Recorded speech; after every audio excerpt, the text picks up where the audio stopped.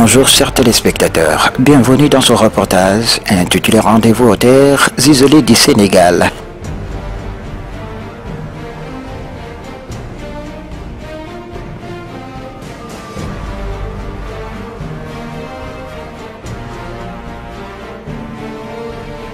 Mesdames, Messieurs, attachez bien vos ceintures. Nous allons visiter les départements de la région de Kolda avant d'aller au bout du Sénégal, dans la région de Saint-Louis au Podor.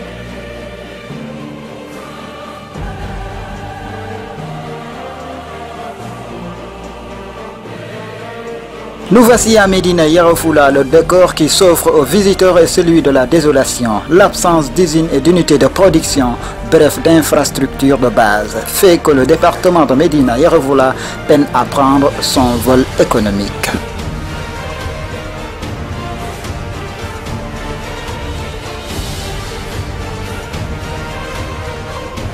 Le secteur des transports constitue un handicap majeur pour le développement économique du département de Médina. L'état de la route ne permet pas aux chauffeurs de rouler sur une ligne droite. Il va d'une voie à l'autre, évitant de petits trous.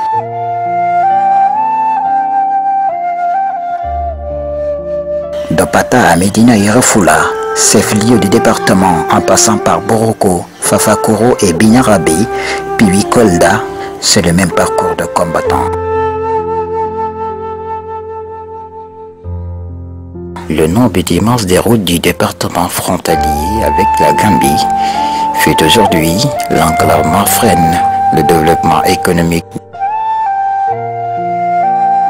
Dès que la pluie s'installe, nous avons de sérieux problèmes dans la mise en place des intrants et des matériels agricoles dans ce département.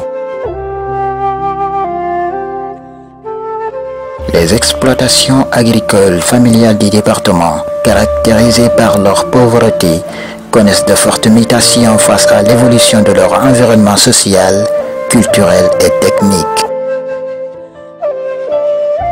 L'agriculture, principale activité, a de moins en moins d'importance du fait de la détérioration des moyens de production. L'absence d'unités susceptibles d'absorber la main-d'œuvre et les problèmes dès à présent font qu'aujourd'hui, le coupe abusif de bois, le vol de bétail et les autres formes de délinquance demeurent endémiques dans le département. Un autre problème à Médina Yoro Fula, le manque crucial d'eau potable et à l'électricité. C'est le cas de la commune de Bignarabé et certains villages, notamment Soulabali, Tankantofara, Bakor et Saré-Kolidian, entre autres villages qui n'ont pas d'eau potable. Le problème est aussi aigu que certains bergers quittent les villages à la recherche de liquides précieux.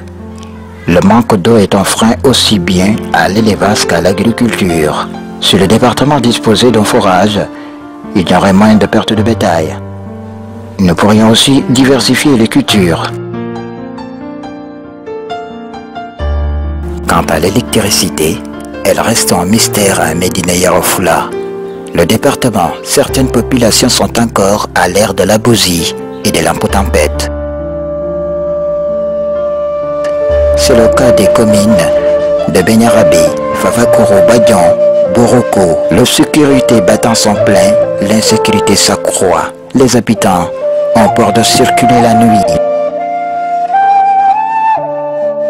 L'électricité demeure un luxe pour les populations des communes comme ces communes qui n'ont pas encore expérimenté la révolution de la modernité. Dans ces localités, aucune commune n'a d'électricité de manière continue. Médina Yoro Fula, chef-lieu du département qui est le mieux loti, ne dispose que 16 heures d'électricité. Le manque d'électricité rend la vie invivable dans ce département. S'agissant du réseau, le département de Médina Yoro Fula, avoir le réseau téléphonique est un souci. Certains abonnés restent fréquemment coupés de l'extérieur comme de l'intérieur du pays durant plusieurs semaines. Les communes de Fafakoro, de Bata, de Ndorna, de Boroko et de Niamine pâtissent aussi un problème de réseau, surtout celle de Bignarabé, où les populations reçoivent le réseau qu'à la cime des arbres ou faire des kilomètres pour avoir le réseau. Pour ces localités, Le réseau téléphonique sénégalais ne marche pas bien ou n'existe presque pas. Ils sont coupés du reste du Sénégal et du monde, faute de réseau téléphonique. Et enfin, nous allons terminer notre voyage à Podor, une des localités situées dans la partie septentrionale du pays, dans la moyenne vallée du fleuve Sénégal. Podor, une jeunesse laissée en rade. Le taux de semence est très élevé à Podor.